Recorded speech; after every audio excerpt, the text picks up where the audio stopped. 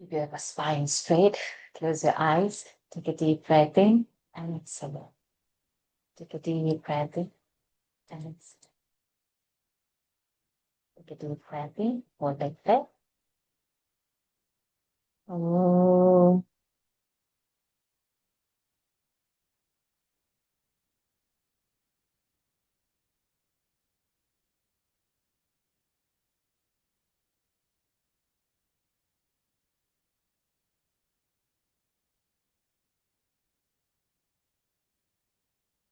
ॐ गणानां त्वा गणपतिगुं हवामहे कविं कवीनामुपमश्रवस्तमं ज्येष्ठराजं ब्रह्मणां ब्रह्मणस्पतः न शृण्वन्नोतिभिः सीदसादनम् ॐ श्रीमहागणपतये नमः।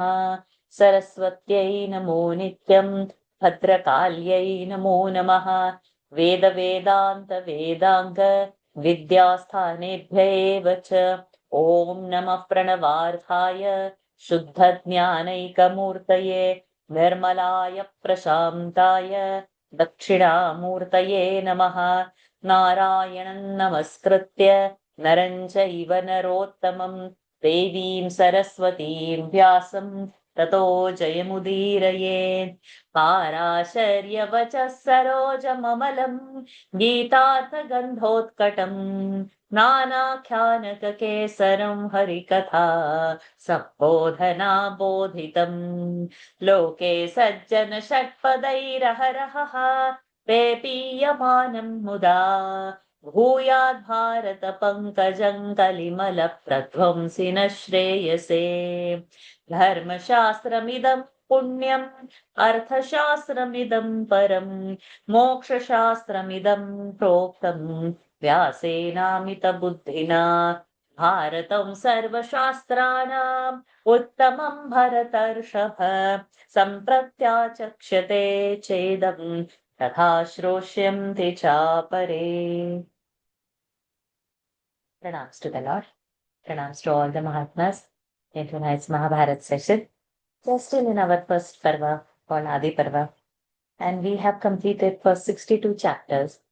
Last week when we had started with 63rd chapter, we have seen first 70 mantras, and today we'll continue with the 63rd chapter from 71st mantra. Lalitama, let's start with you.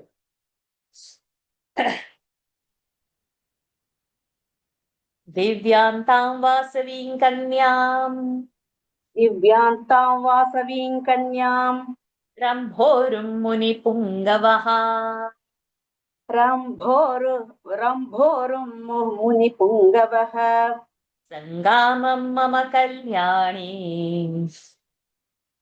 सङ्गमम् असङ्ग सङ्गमं मम कल्याणी सङ्गमं मम कल्याणी कुरुष्वेत्यभ्यभाषत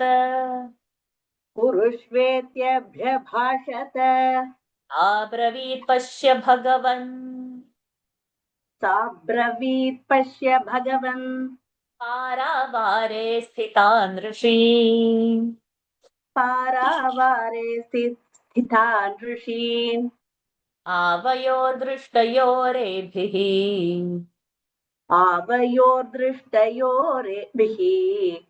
कथन्तु स्यात् समागमः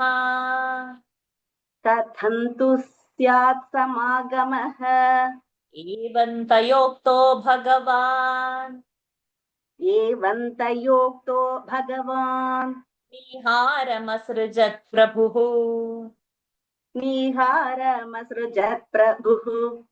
येन देशः स सर्वस्तु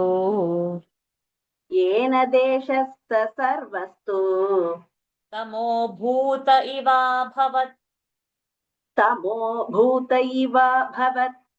दृष्ट्वा सृष्टन्तु नीहारम्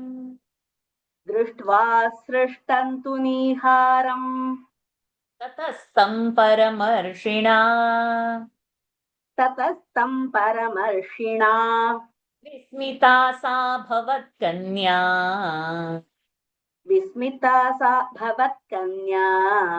व्रीडिता च तपस्विनी व्रीडिता च तपस्विनी Much. दिव्यान्तां वासवीं कन्यां रम्भोरुं मुनिपुङ्गवः सङ्गमं मम कल्याणी पुरुष्वेत्यभ्यभाषत साब्रवीत् पश्य भगवन् पारावारे स्थिता नृषीन् आवयोर्दृष्टयोरेभिः कथं तु स्यात् समागमः एवन्तयोक्तो भगवान् निहारामसृजत् प्रभुः येन देशः स सर्वस्तु तमोभूत इव भवत् दृष्ट्वा सृष्टं तु निहारम् ततस्तं परमर्षिणा विस्मिता सा भवत्कन्या व्रीडिता च तपस्विनी. The best of rishis, Parashara, addressed the daughter of Vasu, the girl of celestial beauty and tapering thighs, saying, O blessed girl, accept my embraces. She replied, O holy Rishi, see the rishis are standing on both the banks of the river. Seen by them, how can I grant your wish?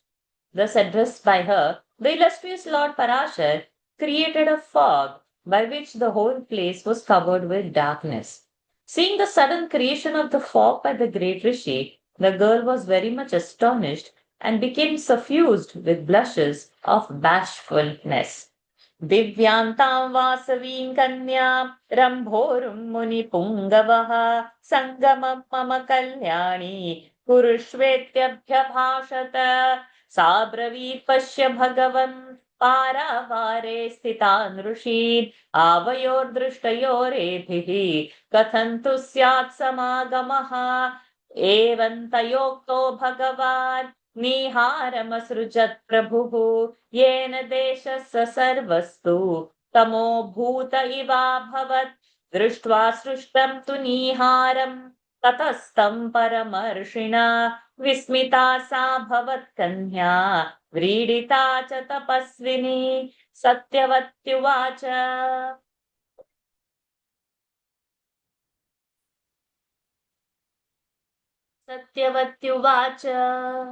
सत्यवत्युवाच विद्धि मां भगवन् कन्या विद्धि मां भगवन् कन्याम् सदा पितृवशानुगाम् सदा पितृवशानुगाम् त्वत्संयोगाच्च दुष्येत त्वत्संयोगा च दुष्येत कन्याभावो ममानघ कन्या भावो ममानघ कन्यात्वे दूषिते वापि कन्यात्वे दूषिते वापि कथं शक्ष्ये द्विजोत्तम कथं शक्ये द्विजोत्तम गृहं गन्तुं मृषे चाहम् गृहं गन्तुं मृषे चाहम् धीमन्नस्थातुमुत्सहे धीमन्नस्थातुमुत्सहे एतत् सञ्चिन्त्य भगवन् एतत् सञ्चिन्त्य भगवन् विधत्स्व यदनन्तरम् विधत्स्व यदनन्तरम्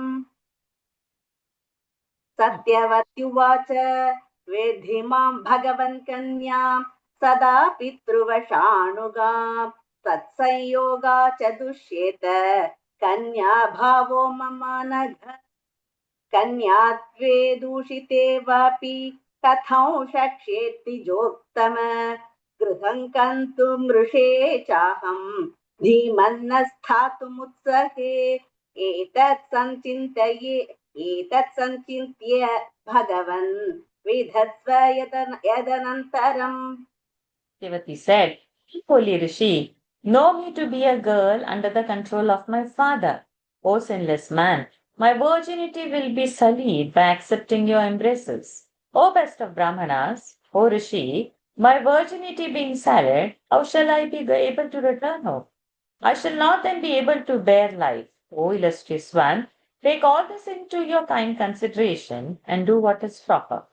सत्यवत्युवाच विद्धि मां भगवन् कन्यां सदा पितृवशानुगां वत्संयोगाच्च दुष्येत कन्या भावो ममानघ कन्यात्वे दूषिते वापि कथं शक्ष्ये द्विजोत्तम गृहं गन्तुं ऋषे चाहं धीमन्न स्थातुमुत्सहे एतत् सञ्चिन्त्य भगवन् विधत्स्व यदनन्तरम् वैशम्पायन उवाच वैशम्पायन उवाच एवमुक्तवतीं तां तु एवमुक्तवतीं तां तु प्रीतिमान् ऋषिसत्तमः प्रीतिमान् ऋषिसत्तमः वाचमत्प्रियं कृत्वा उवाच मत्प्रियं कृत्वा न्यैव त्वं भविष्यसि कन्यैव त्वं भविष्यसि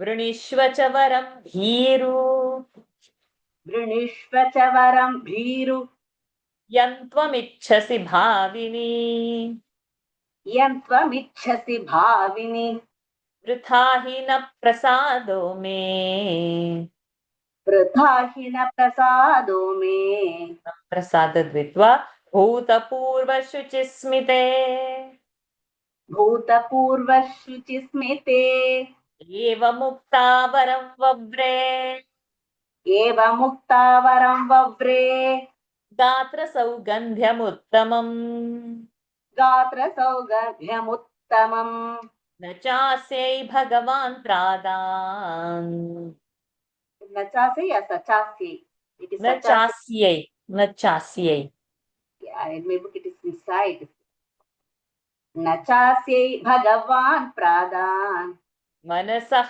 काकुचितं भुवि मनसः कक्षितं भुवि काक्षितं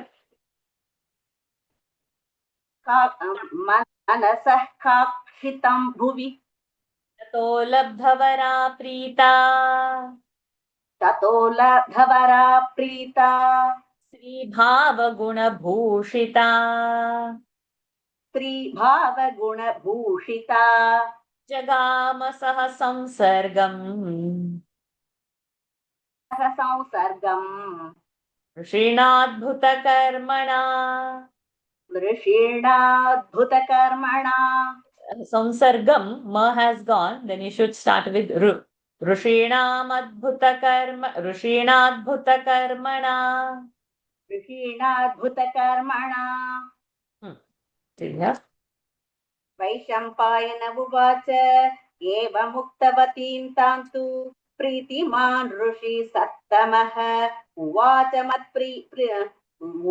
मत्प्रियं कृत्वा कन्यैव त्वं भविष्यसि गृहीष्व च वरं भीरु यं त्वमिच्छसि भाविनि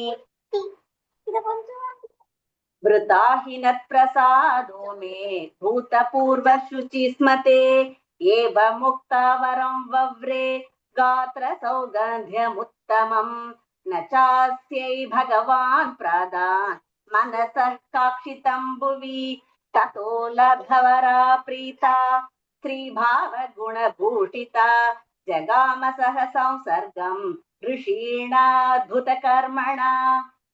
Vaishampaya said that best of Brahmanas, Parashara, having been much pleased with all that she said, replied, "You shall remain a virgin even after associating with me. O timid girl, O beauteous maiden, ask from me any boon you desire to have. O beauty of sweet smile, my favor has never proved fruitless." Having been thus addressed, the maiden Satyavati asked for the boon that her body might be sweet scented, and the illustrious Rishi granted that wish of her heart. Having obtained the boon, she became exceedingly pleased. She was in her season, and she accepted the embraces of that Rishi of wonderful deeds. वैशम्पायनुवाच एवमुक्तवतीं तां तु प्रीतिमान् ऋषिसत्तमः उवाच मत्प्रियं कृत्वा कन्यैव त्वं भविष्यसि वृणीष्व च वरं भीरु यं त्वमिच्छसि भाविनि वृथा हि न प्रसादो मे भूतपूर्वशुचिस्मिते एवमुक्त्वा वरं वव्रे गात्रसौगन्ध्यमुत्तमम् न चास्यै भगवान् प्रादान् मनसः काक्षितं भुवि ततो लब्धवरा प्रीता स्त्रीभावगुणभूषिता जगाम सह संसर्गम् ऋषिणाद्भुतकर्मणा तेन गन्धवतीत्येवम् तेन गन्धवतीत्येवम् नामास्याः प्रथितं भुवि नामास्याः प्रथितं भुवि तस्यास्तु योजना गन्धम् तस्यास्तु योजनात् गन्धम् आजिघ्रन्तनरा भुवि गन्धम् आजिग्रन्थ आजिग्रन्थनरा भुवि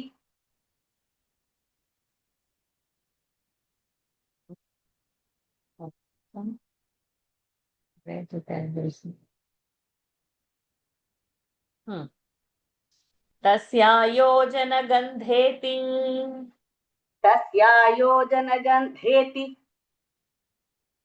ततो नामा परं स्मृतम् ततो नाम परं स्मृतम् ततः परं स भगवान् ततः परं स भगवान् जगाम स्वगृहं प्रति जगाम स्वगृहं प्रति इति सत्यवती हृष्टा इति सत्यवती हृष्टा लब्ध्वा वरमनुत्तमम् लब्ध्वा वरमनुत्तमम् पराशरेण संयुक्ता पराशरेण संयुक्ता सद्यो गर्भसुषावसा सत्यो गर्भसुषावसा जज्ञे च यमुनाद्वीपे जज्ञे च यमुना द्वीपे पाराशर्यः स वीर्यवान् पाराशर्यस्य वीर्यवान् समातरमनुज्ञाप्य समातरमनुज्ञाप्य तपस्येव मनो दधे तपस्येव मनो दधे मृतोऽहं दर्शयिष्यामि मृतोऽहं दर्शयिष्यामि कृत्येष्विति च सोऽब्रवीत् कृत्येष्विति च सोऽब्रवीत् एवं द्वैपायनो जज्ञे एवं द्वैपायनो जज्ञे सत्यवत्यां पराशरात् सत्यवत्यां पराशरात् न्यस्तो द्वीपे स यद्बालः न्यस्तो द्वीपे स यद्बालः बालः only तस्माद्वैपायन स्मृतः तस्माद्वैपायन स्मृतः पादापसारिणं धर्मम् पादापसारिणं धर्मम् स तु विद्वान् युगे युगे स तु विद्वान् युगे युगे शक्तिं च मर्त्यानाम् आयुष्शक्तिं च मर्त्यानाम् अवस्थामवेक्ष्य च युगावस्थामवेक्ष्य च ब्रह्मणो ब्राह्मणानां च ब्रह्मणो ब्राह्मणानां च अनुग्रहकाङ्क्षया तथानुग्रहकाङ्क्षया विव्यासवेदान्यस्मात् सः विव्यासवेदान्यस्मात् सः स्माद्व्यास इति स्मृतः तस्मात् तत इति स्मृतः वेदानध्यापयामास वेदानध्यापयामास भारतपञ्चमा महाभारतपञ्चमान् 1 2 3 तेन गन्धवतीत्येवम् नामास्याः प्रथितं भुवि तस्यास्तु योजनात्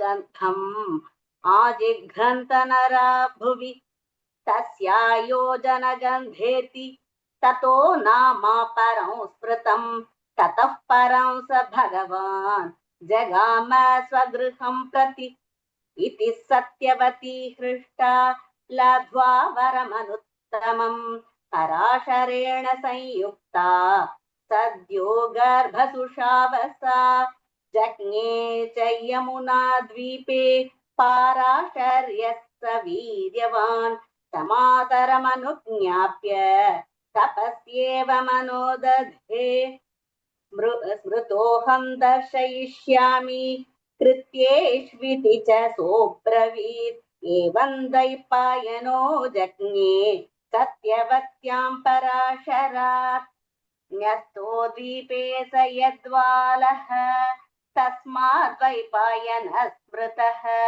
पादापसारिणं धर्मम् स तु विद्वान् युगे युगे आयुष्शक्तिं च मर्त्यानां युगावस्थामवेक्ष्य च ब्रह्मणो ब्राह्मणानां च तथानुग्रहकाङ्क्षया विव्यासवेदान्यस्मात् सः तस्मात् व्यास इति स्मृतः वेदानध्यापयामास Mahabharata पञ्चमान्. Yes. Thank you, Lalitama. Thenceforth, she became known among men by the name of Gandhavati, sweet-scented. Men could smell sweet scent of her body from a distance of a yojana. Then she was also called as Yojana Gandha. After all this, the illustrious Parashara went away to his home hermitage. Satyavati was exceedingly pleased to receive the excellent boon, and she thereupon on that very day conceived through the embraces of Parashara. She gave birth on an island in the Yamuna, a greatly powerful child begotten on her by Parashara, and the child, with the permission of her mother, adopted asceticism. He went away saying, "As soon as I shall be remembered by you on any occasion, I shall immediately appear before you." Thus was born Dvaipayana in the womb of Satyavati by Parashara. Because he was born on an island, he was called Dvaipayana.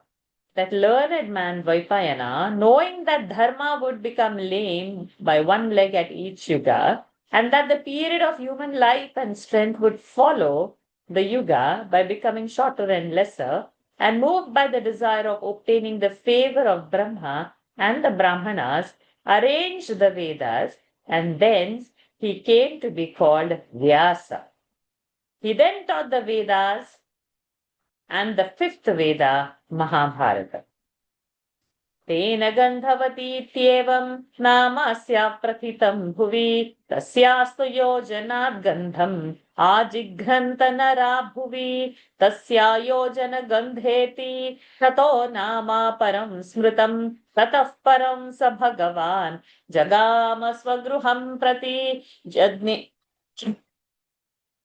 इति सत्यवती हृष्टा लब्ध्वा वरमनुत्तमम् पराशरेण संयुक्ता सद्यो गर्भसुषावसा जज्ञे च यमुनाद्वीपे पाराशर्यस्य वीर्यवान् समातरमनुज्ञाप्य तपस्येव मनोदधे स्मृतोऽहं दर्शयिष्यामि कृत्येष्विति च सोऽब्रवीत् एवं द्वैपायनो जज्ञे सत्यवत्यां पराशरात् न्यस्तो द्वीपे स यद्वालः तस्माद्वैपायनः स्मृतः पादापसारिणं धर्मं स तु विद्वान् युगे युगे आयुष्शक्तिं च मर्त्यानां युगावस्थामवेक्ष्य च ब्रह्मणो ब्राह्मणानां च तथानुग्रहकाङ्क्षया विव्यासवेदान्यस्मात् सः तस्माद् व्यास इति स्मृतः वेदानध्यापयामास Mahabharata पञ्चमाम्. Lataji, the next about 18 verses. Sumantunjauminim pailam. Sumantun Jaiminim Pailam.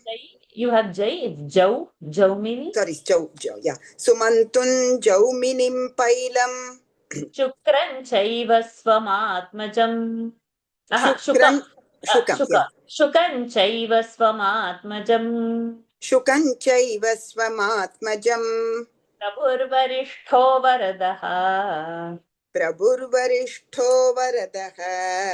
Vaishampayanameva Vaishampayanameva Samhitastaif Pruthatvena Samhitastaif Prithaktvena Bharatasya Prakashitaha Bharatasya Prakashitaha Tatha Bhishma Shantanavaha Tatha Bhishma Shantanavaha Gangayam Amitaddyutihi Gangayamamitatvitihi Dyutihi Gangayamamitadyutihi Vasuviryat Samabhavan Vasuviryat Samabhavan Mahaviryo Mahayashaha Mahaviryo Mahayashaha Vedarthavicca Bhagavan Vedarthavicca Bhagavan Rishirvipro Mahayashaha Rishirvipro Mahayashaha Shule Protah Puranarshih Shule Protah Puranarshih Achauraschaura Shankaya Achauraschaura Shankaya Mani Mandavya Ityevam Animandavya Ityevam Animandavya Ityevam Vikhyatassa Mahayashaha Vikhyatasya Mahayashaha Sadharmamahuya Pura Sadharmamahuya Pura Maharshiridamuktavaन् Maharsheridamuktavan Ishikaya Maya Balyat. Ishikaya Maya Balyat. So ending Balyat Vidhahe Kashakuntika Vidha he, is it, wait a minute, Vidha he ka shakuntika. These 5 you do first. Yeah. Sumantu Jauminim Pailam Shukanchaiva Swamatmajam Prabhurvarishto Varadaha Vaishampayanameva Samhitastaif Prithaktvena Bharatasya Prakashitaha Tatha Bhishma Shantanavaha Gangayamamitatvitihi Dyutihi Vasuviryat Samabhavan Mahaviryo Mahayashaha Vedarthavicca Bhagavan Rishir Vipro Mahayashaha Shule Protah Puranarshit. Is it the ending? Yeah. Shule Protah Puranarshit. Puranarshihi. Oh yeah, sorry Varshaji, my glasses I have replayed. I don't know where I have kept it, and so that's why I'm having a little issues. After this, yeah, so I'm seeing not very clearly. Shule Protah Puranarshih Achauras Chauras Shankaya Animandavya Ityevam Vikhyatas Samahayashaha Sadharmamahuya Puram Maharshihi Harshiridamuktavaन् Sadharmamahuya Pura Maharshiridamuktavan Ishikaya Maya Balyat Vidvan vidvandha, no, Vidha. vidha heka shakuntika tat kil. Oh, is that all? Isn't it? No. Yeah, Tat that's all. That's all. kilbisham No, samare. no, we haven't done. We haven't done. Okay. Till 95. I'll read this, but if you want to go and get your glass and come, please go. No, I think I went somewhere and I left it at that place, so I have to go and collect it. I only realized it now. In the morning, I can see, but when the light is dim, I'm not able to see. Yeah, I get what you mean. But you're doing good. No problem. So I'm going to put my book here under the light. Yeah, sure. To Sumanta, Jaimini, Paila, his own son Shuka, and his disciple Vaishampayana, the Bharata Samhita was published by him separately through these myths. Then was born in the womb of Ganga by Shantanu, Bhishma, of great energy, fame, and immeasurable prowess. There was an illustrious and famous rishi, learned in interpretation of the Vedas. That greatly famous man was known by the name of Ani Mandavya. Though innocent, he was accused of theft and was put on a stoolie. Thereupon the great rishi called Dharma and addressed him thus: In my childhood, I pierced a little fly with a blade of grass. Sumantunjauminim pailam shukanchaiva swamatmajam प्रभुर्वरिष्ठो वरदः वैशम्पायनमेव च संहितास्तैः पृथक्त्वेन भारतस्य प्रकाशिताः तथा भीष्मशान्तनवः गङ्गायाममितद्युतिः वसुवीर्यात् समभवत् महावीर्यो महायशाः वेदार्थविच्च भगवान् ऋषिर्विप्रो महायशाः शूले प्रोतः पुराणर्षिः अचौरश्चौरशङ्कया अणिमाण्डव्य इत्येवं विख्यातः स महायशः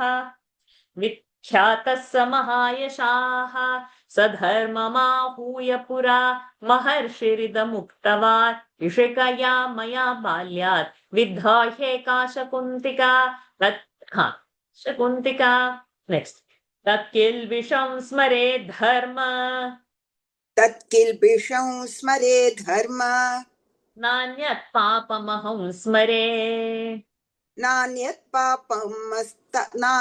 पापमहं स्मरे तन्मे सहस्रममितम्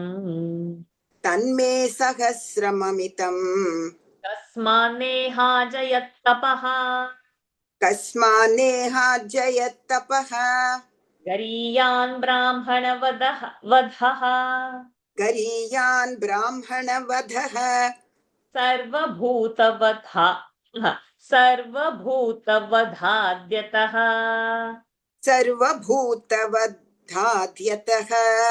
तस्मात् त्वं किल्बिषी धर्म शूद्रयोनौ जनिष्यसि तेन शापेन धर्मोऽपि शूद्रयो नावजायत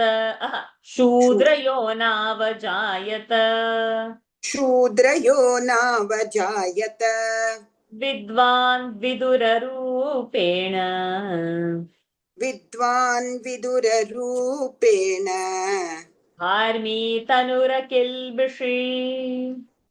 धार्मी तनुरकिल्बिषी संजयो मुनिकल्पस्तु जज्ञे सुतो गवल्गणात् सूर्या च कुन्तिकन्यायाः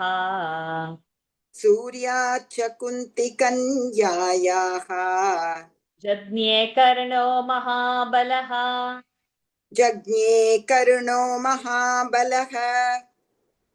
सहजं कवचं बिभ्रत्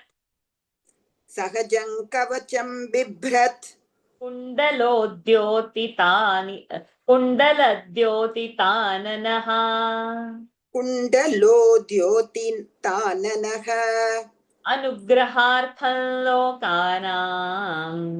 अनुग्रहार्थं लोकानां विष्णुर्लोकनमस्कृतः विष्णुर्लोकनमस्कृतः वसुदेवात्तु देवक्याम् वसुदेवात्तु देवक्याम्. We should have Devakyam. What is that? Yeah, it is a bit smudged here. Is it also the same in yours? Yes, one minute. I will use my Pratar phone. Bhuto, is it? Mm.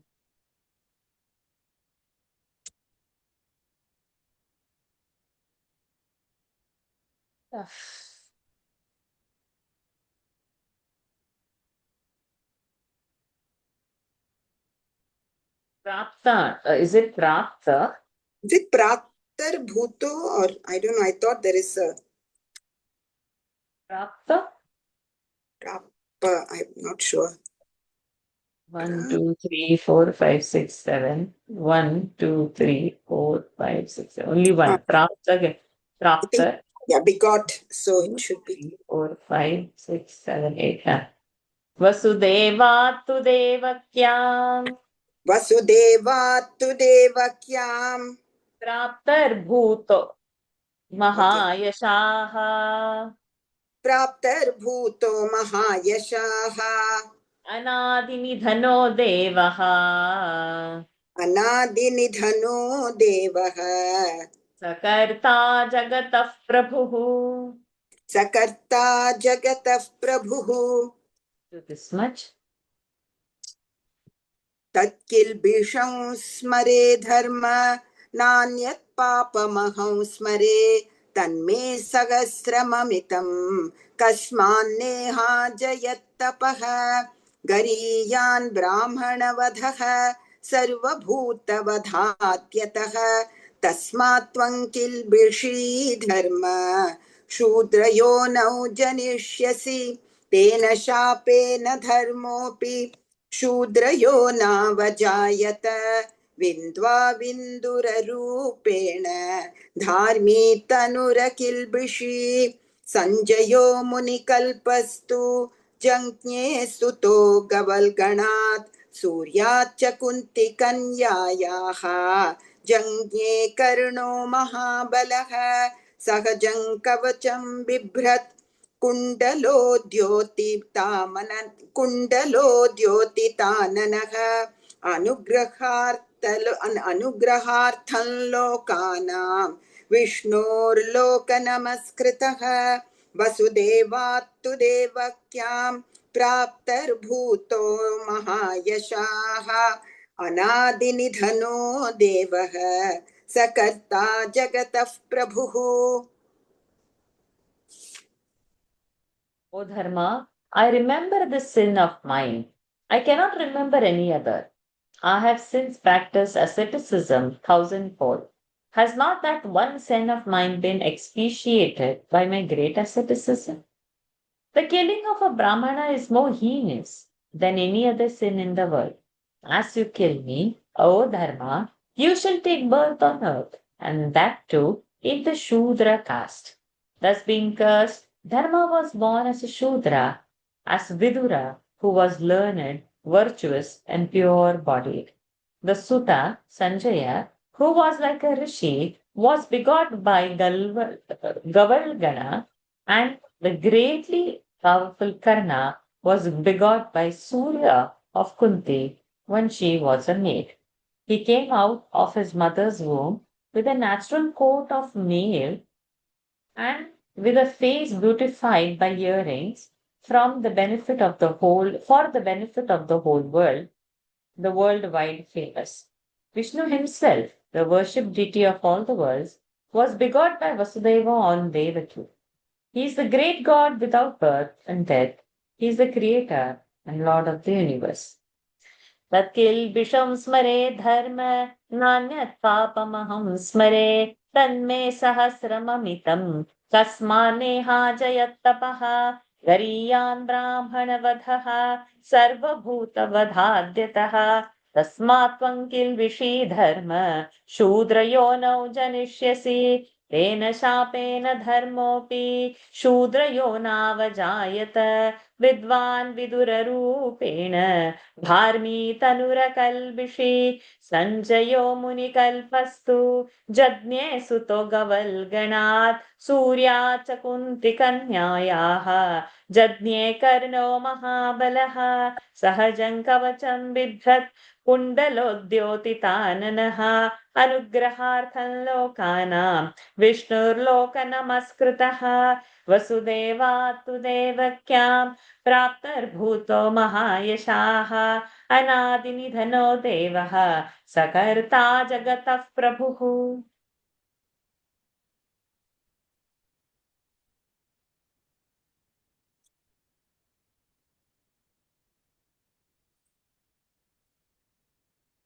अव्यक्तमक्षरं ब्रह्म अव्यक्तमक्षरं ब्रह्म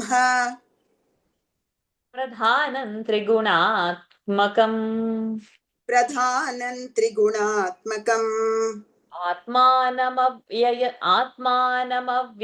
चैव आत्मानमव्ययं चैव प्रकृतिं प्रभवं प्रभुम् प्रकृतिं प्रभवं प्रभुम् पुरुषं विश्वकर्माणं पुरुषं विश्वकर्माणम् सत्त्वयोगं ध्रुवाक्षरम् सत्त्वयोगं ध्रुवाक्षरम् अनन्तमचलं देवम् अनन्तमचलं देवम् हंसं नारायणं प्रभुम् हंसं नारायणं प्रभुम् धातारमजमव्यक्तम् धातारमजमव्यक्तम् यमाहुः परमव्ययम् यमाहुः परमव्ययम् कैवल्यं निर्गुणं विश्वम् कैवल्यं निर्गुणं विश्वम्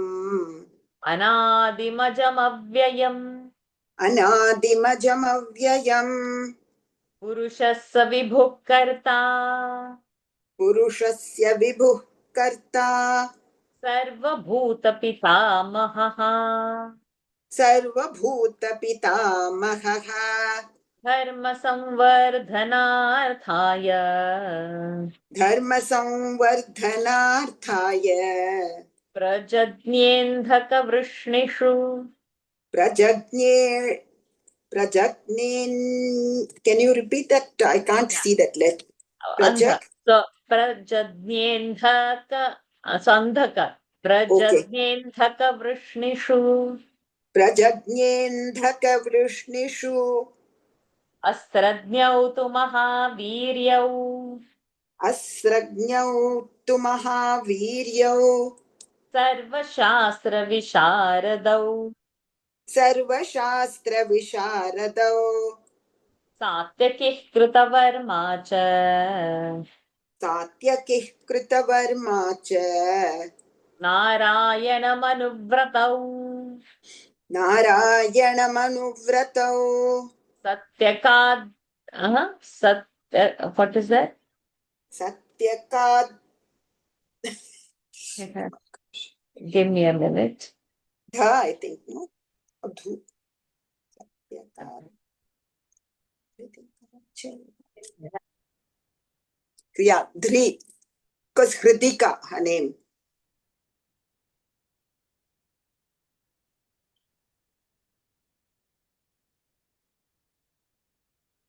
Satyakaad, Hridika, Chaiva.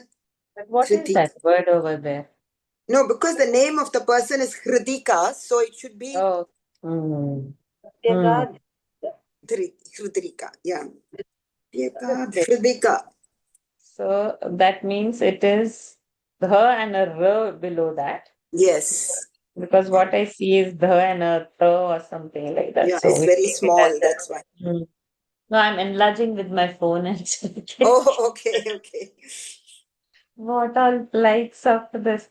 Satyakadhridika chaiva Satyakaad, Hridika, Chaiva. jajñate stra visharadau Jajñate, is it stra, no? Jajñate stra visharadau. Bharadvajasya cha skannam Bharadvajasya cha skannam. द्रोण्यां शुक्रमवर्धत द्रोण्यां शुक्रमवर्धत महर्षेरुग्रतपसः महर्षेरुग्रतपसः तस्माद्द्रोणो व्यजायत तस्माद् द्रोणो व्यजायत गौतमान् मिथुनं जज्ञे गौतमान् मिथुनं जज्ञे शरस्तम्बाच्छरद्वतः शरस्तम्बाच्छरद्वतः अश्वत्थाम्नश्च जननी अश्वत्थाम्नश्च जननी कृपश्चैव महाबलः कृपश्चैव महाबलः अश्वत्थामा ततो जज्ञे अश्वत्थामा ततो जज्ञे द्रोणादेव महाबलः द्रोणादेव महाबलः Till here. अव्यक्तमक्षरं ब्रह्म प्रधानं त्रिगुणात्मकम् आत्मानमव्ययं चैव प्रकृतिं प्रभवं प्रभुं पुरुषं विश्वकर्माणं सत्त्वयोगं ध्रुवाक्षरम् अनन्तमचलं देवं हंसन्नारायणं प्रभुं धातारमजमव्यक्तम् यमाहुः परमव्ययम् कैवल्यं निर्गुणं विष्णुं विश्वम् अनादिमजमव्ययम् पुरुषः स विभुः कर्ता सर्वभूतपितामहः धर्मसंवर्धनार्थाय प्रजज्ञेऽन्धकवृष्णिषु अस्त्रज्ञौ तु महावीर्यौ सर्वशास्त्रविशारदौ सात्यकिः कृतवर्मा च नारायणमनुव्रतौ सत्यकाधृदिकाच्चैव जज्ञातेस्रविशारदौ भरद्वाजस्य च स्कन्नं द्रोण्यान् शुक्रमवर्यत महर्षेरुग्रतपसः तस्माद् द्रोणो व्यजायत गौतमान् मिथुनं जज्ञे शरस्तम्बाच्छरद्वतः अश्वत्थाम्नश्च जननी कृपश्चैव महाबलः अश्वत्थामा ततो जज्ञे द्रोणादेव महाबलः. Thank you, Lataji. He is called by the learned and the invisible cause of all. He knows no deterioration. He is the first Brahma. He is the abode of the three qualities, Satya, Raja and Tama. Oh, Sattva, Raja and Tama. He is the great soul. He is undeteriorating. He is the first, the cause of the creation, the nature, the controlling Lord. He is the Purusha, the creator himself. He is the center of Satyaguna. Why Satyaguna? Sattva. So we corrected both places. A sattva has become satya. He is infinite. He is incapable of being moved. He is the deity. He is the Lord Narayana. He is dhata. He is undeteriorated. He is effulgent. He is the best. He is the great combiner, the increate, the invisible essence of all, and the great immutable. He is bereft of those attributes that are knowable by the senses. He is the universe itself, without beginning, birth, and decay. This great being, possessed of infinite wealth, this grandsire of all creatures, took his birth in the race of Andhaka Vrishnis in order to increase the piety in the world. Satyaki and Kritavarma, learned in the science of arms, possessed of great prowess, well versed in all Shastras, ever obedient to Narayana, and expert in the use of arms, were begot by Satyaki and Hridika. The seed of the great ascetic Rishi Bharadwaja was kept in the pot, and there it began to develop. From that seed was born Drona. From the seed of Gautama, fallen on the heap of reeds, were born a twin, Kripa of great strength, and Kripi, the mother of Ashwatthama, And then was begotten mighty Ashwatthama of Drona. Avyaktam aksharam brahma pradhanam trigunaatmakam atmanam avyayam chaiva prakritim prabhavam prabhum purusham vishwakarmanam sattva yogam dhruvaksharam anantamachalam devam hamsan narayanam prabhum khataramajam avyaktam yamahu paramavyayam kaivalyan nirgunam vishwam anadimajam avyayam पुरुषस्य विभुः कर्ता सर्वभूत पितामहः धर्म संवर्धनार्थाय प्रजज्ञेन्धकवृष्णिषु अस्त्रज्ञौ तु महावीर्यौ सर्वशास्त्र विशारदौ सात्यकिः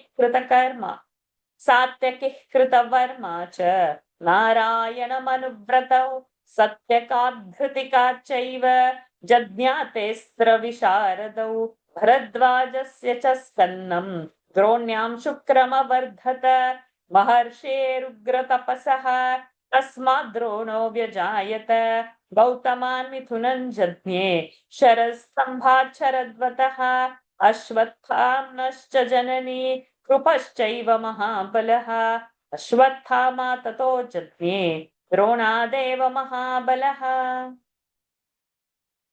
Bharadvajasya said Dronyam Shukram Avardhata in Droni. And that's why his name is Drona. And what they do is the test tube babies. There is in vitro fertilization. There is so many things that they do these days. Everything is here in Mahabharata. That's why whatever is here is there only outside world. What's not there in the outside world is not there in Mahabharata.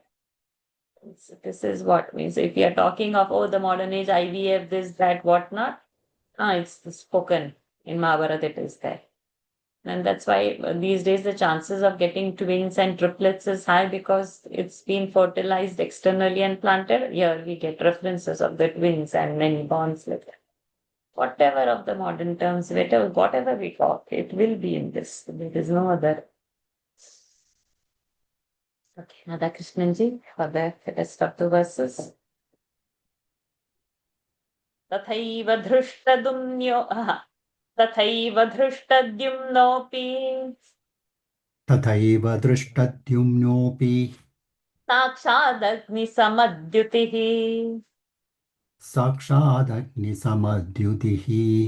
वैताने कर्मणि ततः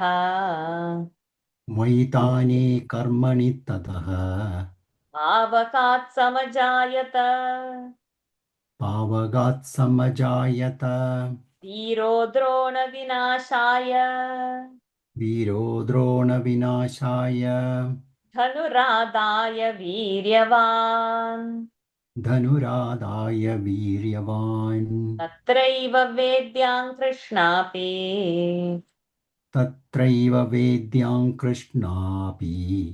जज्ञे तेजस्विनी शुभा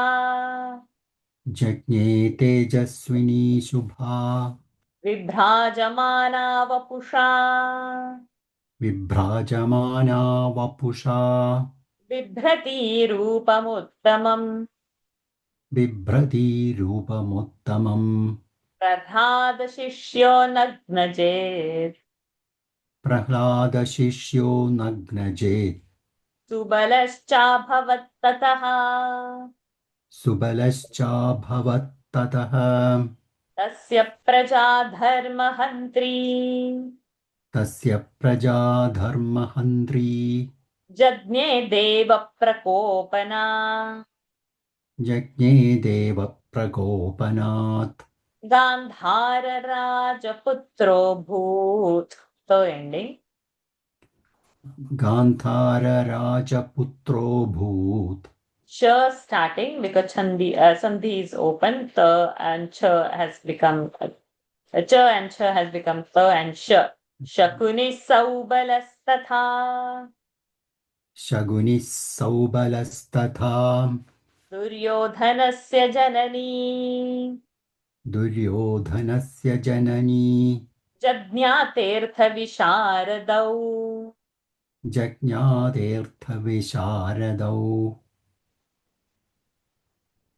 कृष्णद्वैपायनाज्जज्ञे कृष्णद्वैपायनाज्जज्ञे धृतराष्ट्रो जनेश्वरः धृतराष्ट्रो जनेश्वरः okay till here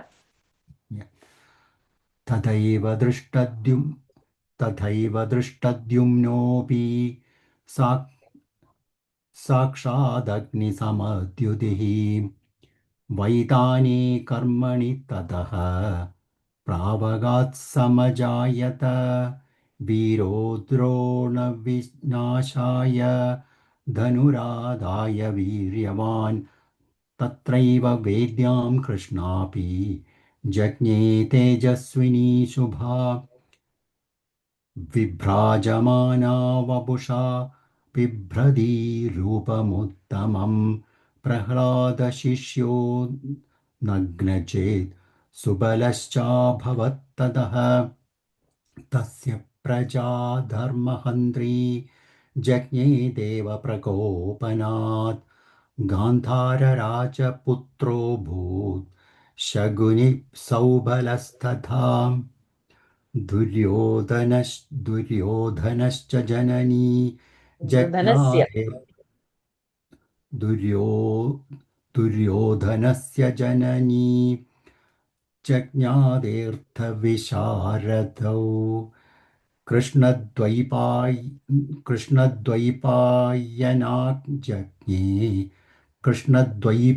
कृष्णद्वैपायनाज्जज्ञे धृतराष्ट्रो जनेश्वरः Then was born from the sacrificial fire Drishtadyumna, and as effulgent as the fire itself.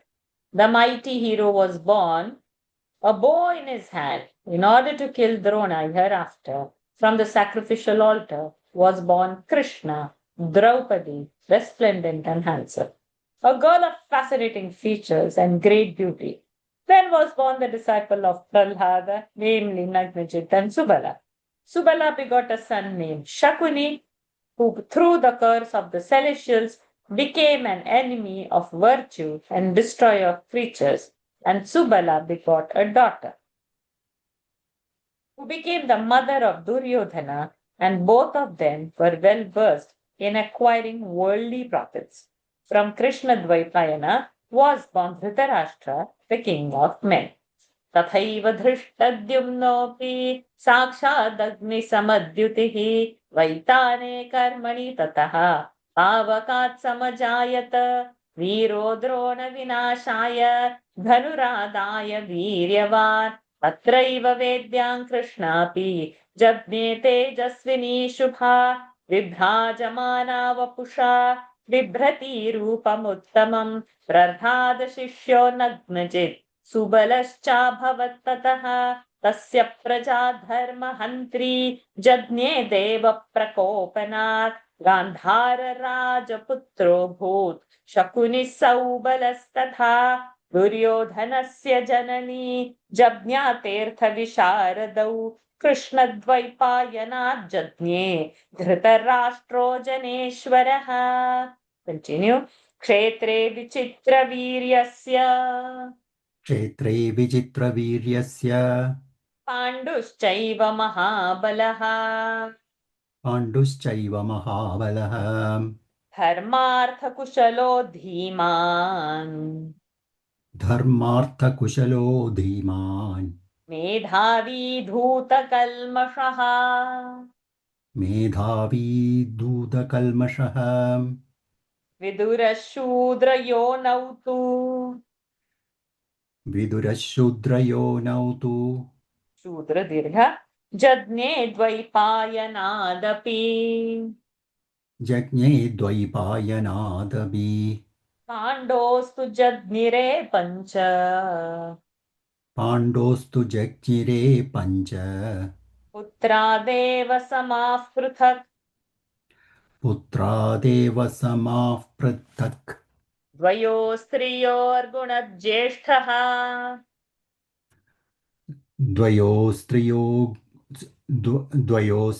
द्वयोस्त्रियोर्गुणज्येष्ठः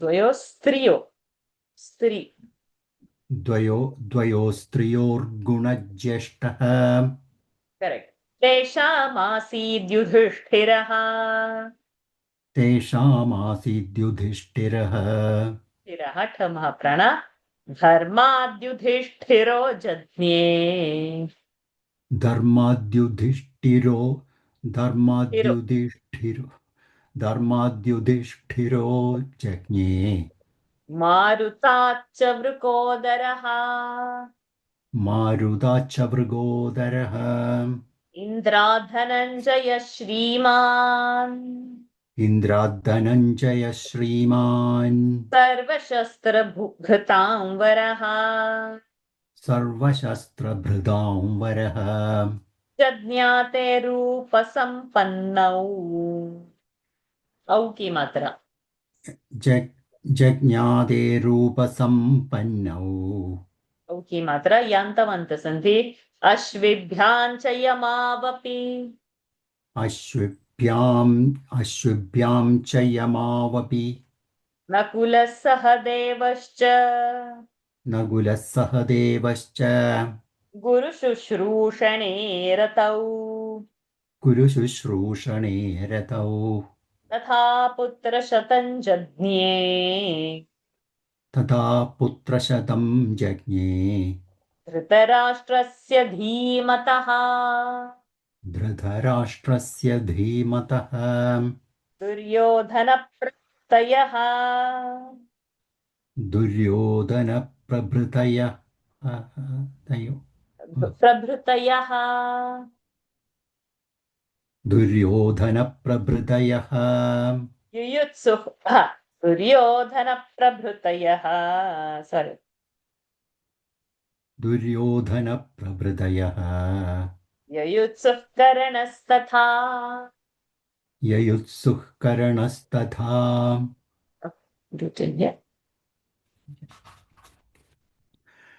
क्षेत्रे विचित्रवीर्यस्य पाण्डुश्चैव महाबलः धर्मार्थकुशलो धीमान् मेधावी धूतकल्मषः विदुरः शूत्रयोनौ तु जज्ञे द्वैपायनादपि पाण्डोस्तु जज्ञिरे पञ्च पुत्रादेव समाः पृथक्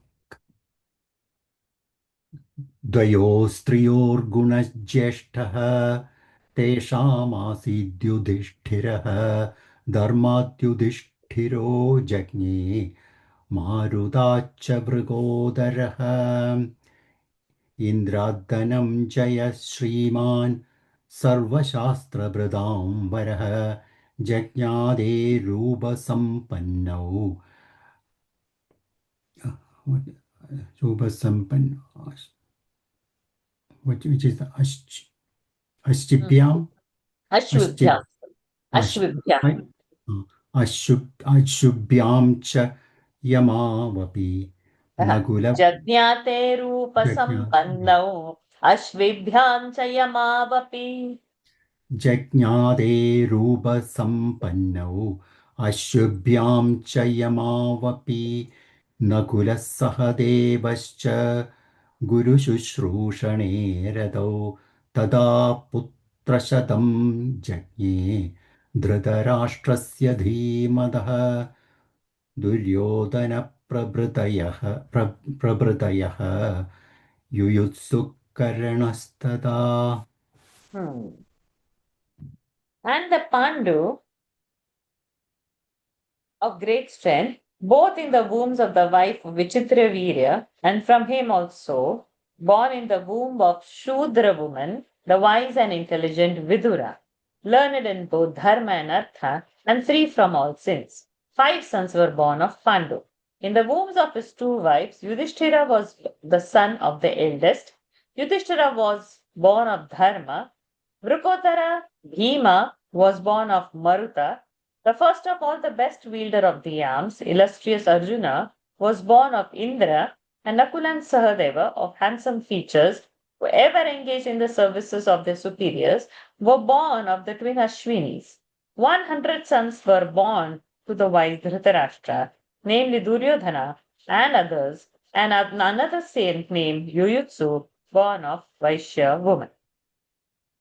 क्षेत्रे विचित्रवीर्यस्य पाण्डुश्चैव महाबलः धर्मार्थकुशलो धीमान् मेधावी धूतकल्मषः विदुरशूद्रयोनौ तु जज्ञे द्वैपायनादपि पाण्डोस्तु जज्ञिरे पञ्च पुत्रादेव समाः पृथक् द्वयोस्त्रियोर्गुणज्येष्ठः तेषामासीद्युधिष्ठिरः धर्माद्युधिष्ठिरो जज्ञे मारुताच्च वृकोदरः इन्द्राधनञ्जय श्रीमान् सर्वशस्त्रभृतांवरः जज्ञाते रूपसम्पन्नौ अश्विभ्यां च यमावपि नकुलः सह देवश्च गुरुशुश्रूषणे रतौ तथा पुत्रशतं जज्ञे धृतराष्ट्रस्य धीमतः दुर्योधनप्रभृतयः युयुत्सुः कर्णस्तथा कंटिन्यू ततो दुःशासनश्चैव ततो दुःशासनश्चैव दुःसहश्चापि भारत दुःसहश्चाभिभारत दुर्मर्षणो विकर्णश्च दुर्मर्षणो विकर्णश्च चित्रसेनो विविंशतिः चित्रसेनो विविंशतिः जयः सत्यव्रतश्चैव जयः सत्यव्रतश्चैव कुरुमित्रश्च भारत कुरुमित्रश्च भारत वैश्यापुत्रो युयुत्सुश्च वैश्यापुत्रो युयुत्सुश्च एकादश महारथाः एकादशमहारथाः अभिमन्युः सुभद्रायाम् अभिमन्युः सुभद्रायाम् अर्जुनादभ्यजायत अर्जुनादभ्यजायत स्वस्त्रियो वासुदेवस्य स्वस्त्रियो वासुदेवस्य पौत्रः पाण्डोर्महात्मनः पौत्रः पाण्डोर्महात्मनः पाण्डवेभ्यो हि पाञ्चाल्याम् पाण्डवेभ्यो हि पाञ्चाल्याम् द्रौपद्यां पञ्चजज्ञिरे द्रौपद्यां पञ्चजज्ञिरे कुमारारूपसम्पन्नाः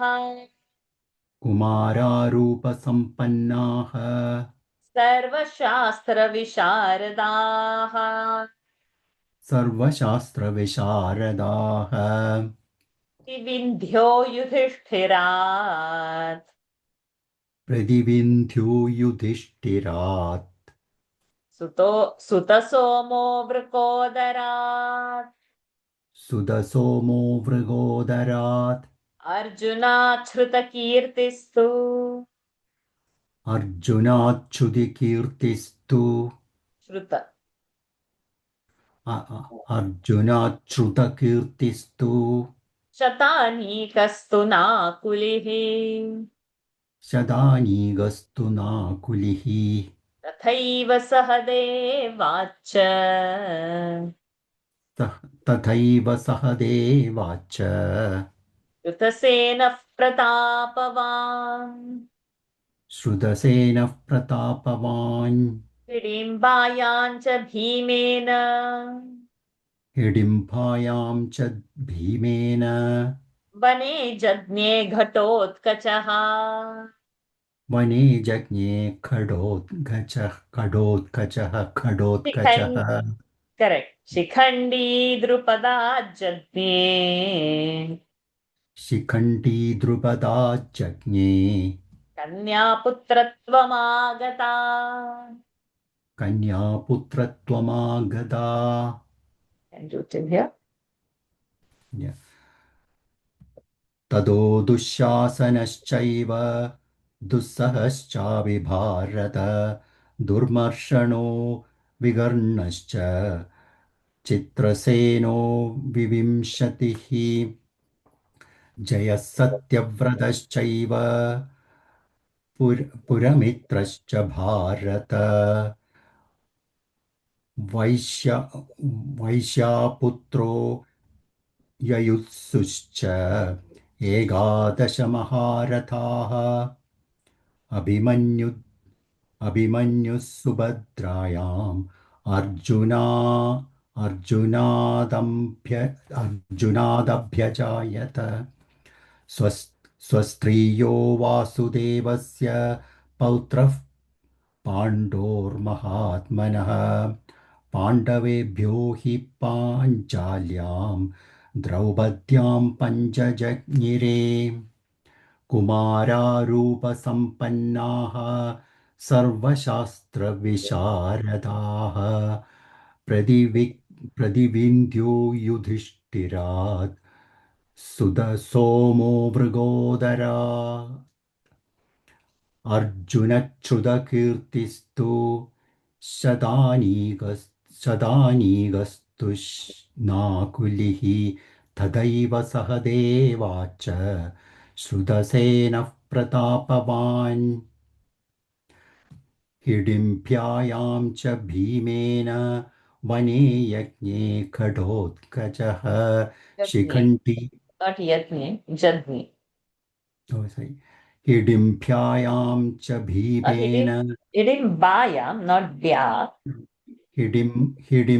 हिडिम्बायां च भीमेन वने जज्ञे खडोत्कचः Shikhandi द्रुपदाज्ञे कन्यापुत्रत्वमागता Agata. विसर्गा high? No Visarga. No, O descendant of the Bharata race, amongst those 100 sons, 11 namely Dushyasan, Dustaha, Durmarshana, Vikarna, Chitrasena, Vivingsati, Jaya, Satyavrata, Purumitra, and Yuyutsu of Vaishya wife were all great car warriors. Abhimanyu was born of Subhadra, the sister of Vasudev Krishna, begot by Arjuna, and therefore he was the grandson of Pandu. 5 sons were born to the 5 Pandavas by Draupadi, the daughter of Panchala. These princes were all very handsome and learned in all the Shastras. From Yudhishthira was born Prativindya, and from Bhima was born Sutasoma. From Arjuna was born Shrutakirti, from Nakula was born Shatanika, and from Sahadev was born greatly powerful Shrutasena. Bhima begot a son in the forest on Hidimba named Ghatotkacha. Drupada gave birth to a daughter also named Shikhandini, and she was transformed into a male child. Did we hear now sex change operations? Latest people undergo?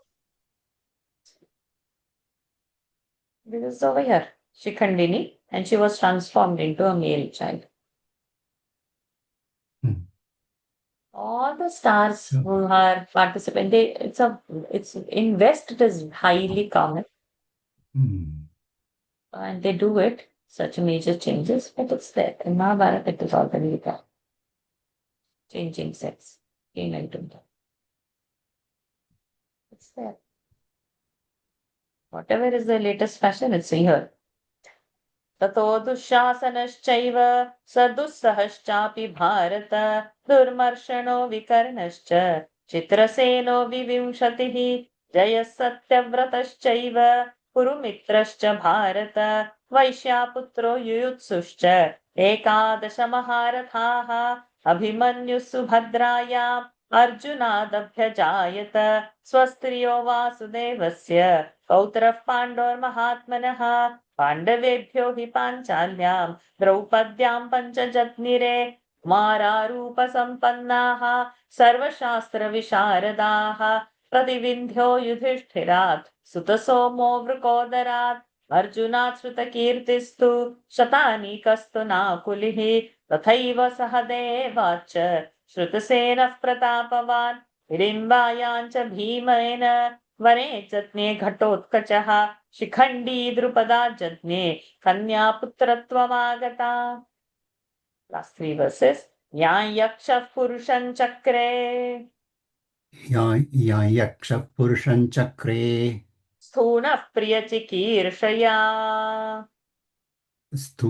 प्रियचिकीर्षया करुणां विग्रहे तस्मिन् करुणां विग्रहे तस्मिन् समागच्छन् बहून्यथा समागच्छन् बहून्यथा राज्ञां शतसहस्राणि राज्ञां शतसहस्राणि योत्स्यमानानि संयुगे योत्स्यमानानि संयुगे तेषामपरिमेयानाम् तेषामपरिमेयानां नामधेयानि सर्वशः नामधेयानि सर्वशः न शक्यानि समाख्यातुम् न शक्यानि समाख्यातुम् वर्षाणामयुतैरपि वर्षाणामायुतैरपि वर्षाणाम् अयुतैरपि वर्षाणामयुतैरपि वर्षाणामायुतैरपि You're saying ma, it's only ma. Varshanamayutairapi. वर्षाणामयुतैरपि Ete tu kirtita mukhya. एते तु कीर्तिता मुख्या Vairakhyanamidantatam. Aha. Yairakhyanamidantatam. यैराख्यानमिदन्ततम् यय्यक्षपुरुषं चक्रे स्तूणः प्रियचिकीर्षया करुणां विग्रहे तस्मिन् समागच्छन् बहून्यथा राज्ञां शतसहस्राणि योत्स्यमानानि संयुगे तेषामपरिमेयानां नाम नाम नामधेयानि सर्वशः न शक्यानि समाख्यातुं वर्षाणामयुतैरपि एते तु कीर्तिता मुख्या यैराख्यानमिदन्ततम् He was thus transformed into a male child by a yaksha named Sthuna, who did it from the desire of doing her good. In that great battle of Kurus, assembled many hundred of kings and potentates to fight among one another. I am unable to recount the names of those innumerable hosts. I have named only the principal ones who have been mentioned in this history, Mahabharata. So in this way, we've completed chapter 63. And I think 64 we can start next week so that we'll complete it in one go and not start now. We can stop here for today. Om Purnamada Purnamidam Purnat Purnamudachyate Purnasya Purnamadaya Purnamevavashishyate Om Shanti Shanti Shanti Harihi Om Shri Gurubhyo Namaha Harihi Om Shri Krishnarpanamastu. Hi everyone, thank you for joining. After this, we will have 2 more sessions. On 1st of June, I'm traveling, so 31st of May, we will not have any session. So we will have 2 more sessions before I go for my Badrinath Yatra. 2 weeks is planned, but I'm not sure where I'll be. I'm coming back to Kochi or breaking my journey in Bombay. So depending on that, our sessions to receive, which I'll post it. Thank you, everyone. Hari Om. Thank you. Thank you very much. Hari Om. Thank you. Thank you.